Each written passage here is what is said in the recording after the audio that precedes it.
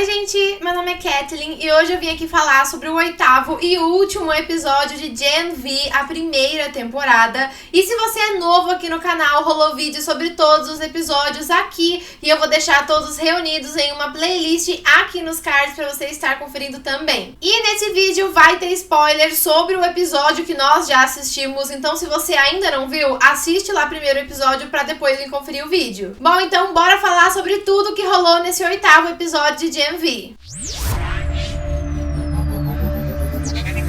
Esse episódio foi muito bom e rolou muita coisa, então vamos passar aqui pelos principais pontos do episódio pra gente ir comentando cada uma dessas coisas. E o episódio começa justo da onde o anterior parou, então a Kate acabou de matar a Indira e junto com o Sam, eles decidem lutar contra todos os humanos que podem estar envolvidos no plano da Godolphin, né, que é contra os Supers. Gente, inclusive, eu tinha levantado com vocês a possibilidade da Indira não ter morrido, mas como eu falei, eu realmente acho que ela morreu e esse episódio não deu nenhuma pista de que ela pode não ter morrido, então eu realmente acho que ela morreu de uma vez por todas. Bom, e pra começar o plano deles, a Kate e o Sam decidem libertar todos os jovens presos lá na floresta. E, gente, vai ficar revelado aqui que já faz muito tempo que esse projeto está em operação. Um dos jovens libertos nesse episódio vai falar que quando ele foi preso, o Gangnam Style era o hit do momento. E a gente sabe que já faz cerca de 10 anos, né, que isso aconteceu. Então aqui a gente sabe que há pelo menos 10 anos as pessoas estão sendo estudadas na floresta da forma que a gente viu nessa temporada. E depois de libertar alguns jovens que estavam ali, né, pelo menos os que ainda estavam vivos,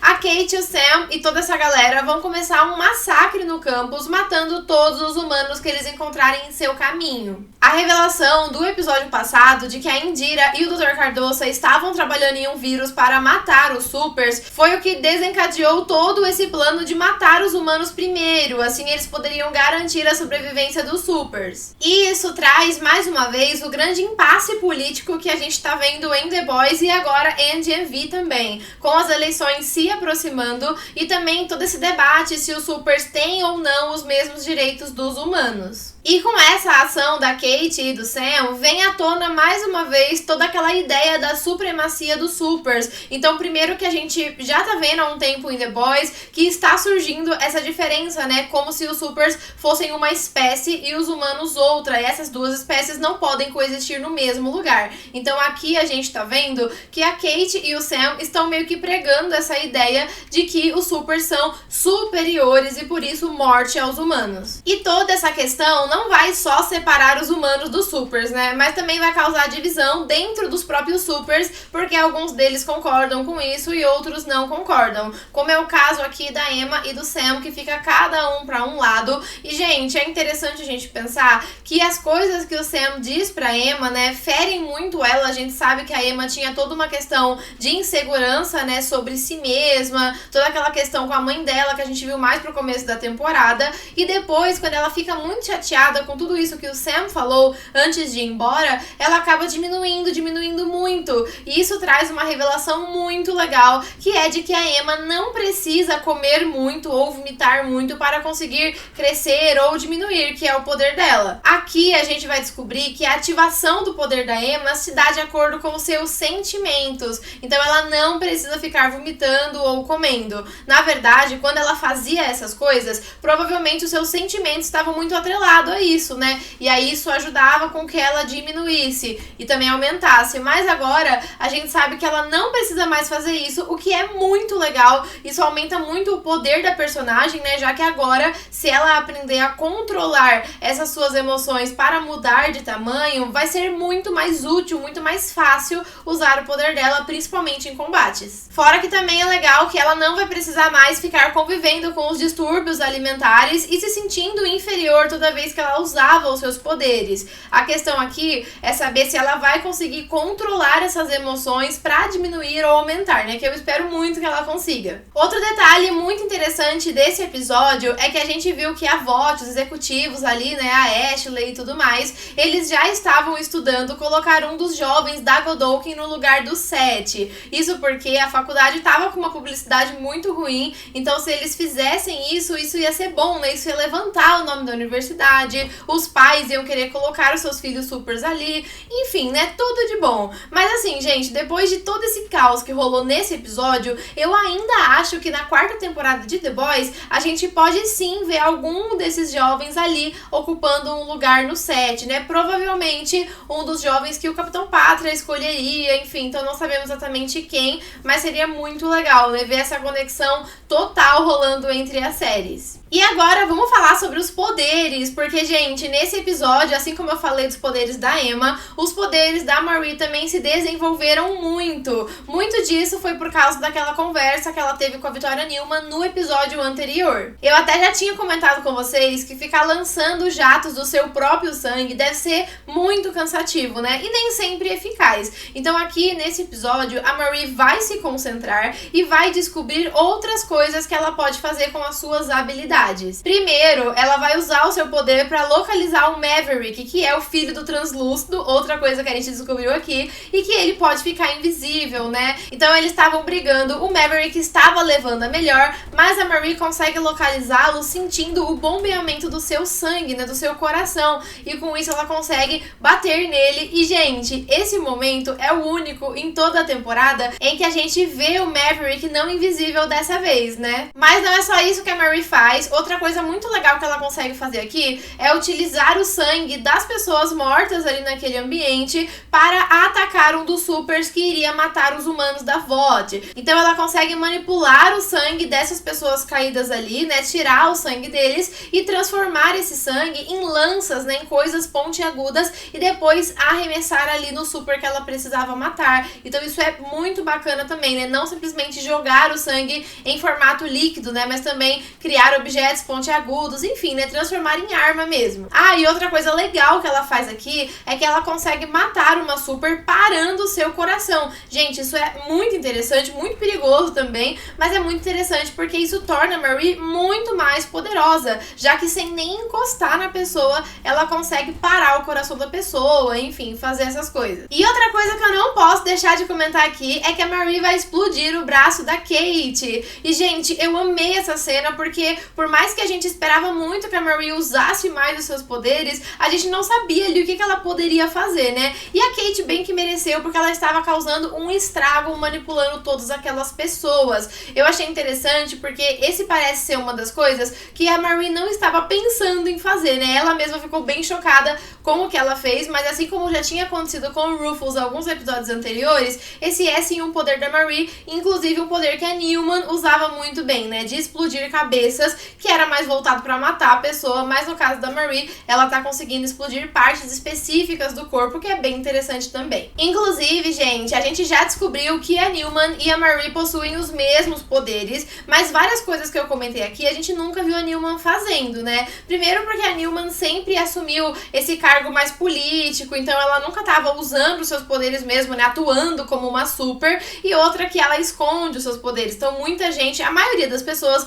não sabem que ela é uma super, então por isso que a gente nunca vê ela usando todas essas habilidades, mas provavelmente isso vai ser bem desenvolvido aqui na Marie. E aí chegamos na parte final do episódio, que é quando o Capitão Pátria aparece, e gente, eu amei essa aparição. Na verdade, desde que ele aparece, ele rouba completamente a cena e o episódio se transforma totalmente em um episódio dele. É incrível como o Anthony Starr consegue trazer toda a atenção pra ele. Eu gostei bastante dessa aparição. E gente, depois de perguntar pra Marie que tipo de animal ela é e por que ela tá atacando os mesmos da sua espécie, e aqui fazer uma menção aos supers, né, que é aquilo que eu comentei um pouco antes nesse vídeo, de que está surgindo essa ideia em The Boys, né, de forma geral, de que os supers e os humanos são espécies totalmente diferentes e que não podem coexistir. Então aqui o Capitão Pátria lança essa, né, por que você tá atacando os outros da sua espécie? Só que a gente sabe bem que ele já matou todo mundo da espécie dele ou não, enfim, né,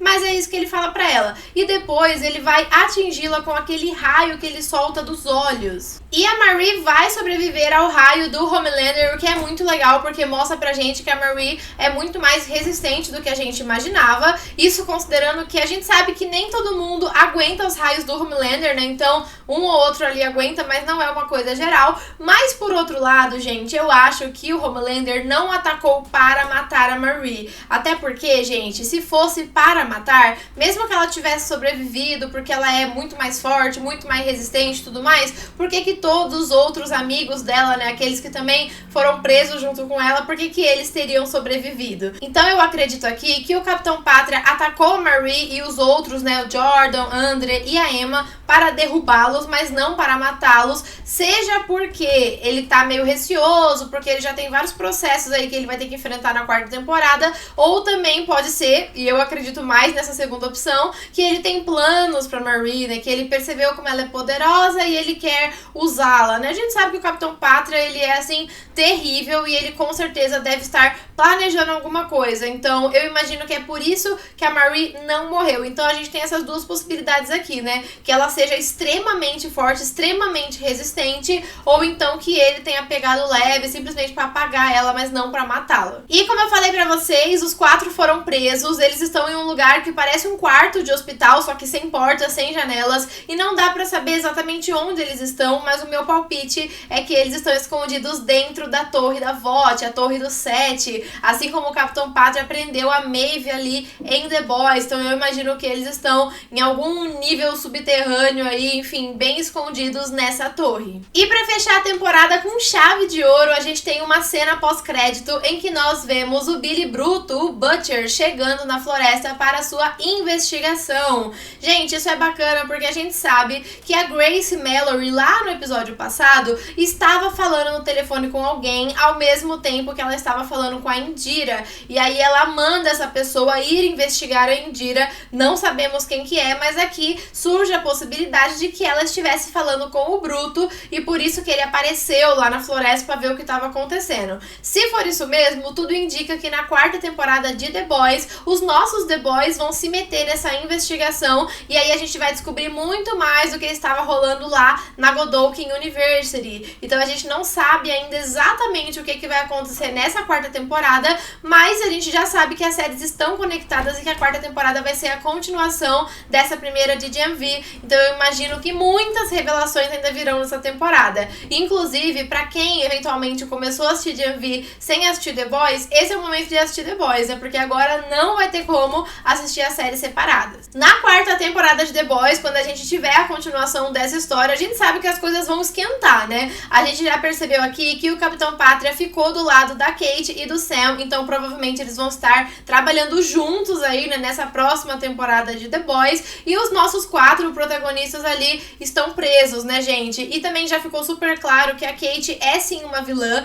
O Sam ainda tem umas questões ali, até porque a gente viu, né, ele vendo o Luke ao longo de todo o episódio, então tem sempre aquela coisa de será que tô fazendo a coisa certa, né, meio que a consciência dele, enfim, da maneira que ele consegue, falando pra ele de que ele não deveria fazer isso, de que ele deveria repensar, mas ele quer fazer isso por causa da vingança. Ele fala muito sobre as coisas que ele passou e tudo mais, e que pra ele isso é o certo. Então tem toda essa questão do Sam. Mas a Kate, pra mim, ela já é uma vilã 100%, eu acho que não tem mais remissão, não tem como. Enfim, mas eu estou muito curiosa pra ver como que isso vai se desenrolar na quarta temporada de The Boys, se algum deles vão estar no set, ou se vão aparecer bastante, ou se vai ter só algumas menções a esses personagens. Enfim, já estou muito curiosa pra ver o que vem por aí. E agora falando do episódio em si, gente, esse é o episódio mais curto da temporada. Isso me assustou bastante quando eu vi, né, porque episódio final a gente espera que muita coisa vai acontecer, mas apesar de ser um episódio curto, foi um episódio muito bom e que entregou muito. Esse episódio foi um caos total, foi um episódio que teve muita ação, mas ainda assim ele conseguiu desenvolver mais os poderes da Emma, da Marie, conseguiu trazer revelações, trazer alguns personagens do elenco da série principal, o que é muito bacana, e mais do que isso, né, gente, criar uma grande conexão para esse final que une GMV com The Boys. Então é muito legal porque esse episódio conseguiu não só concluir bem a primeira temporada, mas também fazer esse link que estava precisando para The Boys de uma vez por todas. Como eu falei, foi um episódio curto, mas que eu gostei muito, um episódio que me surpreendeu, eu gostei bastante mesmo, assim como essa temporada como um todo. Eu acho que Gen.V é um excelente spin-off, a temporada foi muito boa, foi super divertido, assim como é com The Boys, e me surpreendeu do começo ao fim. Não tive aquela impressão de, a série principal é melhor. Não, gente, eu acho que as duas séries estão tão conectadas que é quase a mesma coisa ali. Mas agora eu quero saber de você, o que você achou desse episódio final, dos arcos que aconteceram ali ao longo do episódio, quais são as suas expectativas pra quarta temporada de The Boys e pra continuação disso tudo. Se você gostou do vídeo, deixa o seu like, se inscreve aqui no canal porque tá rolando vários conteúdos bacanas.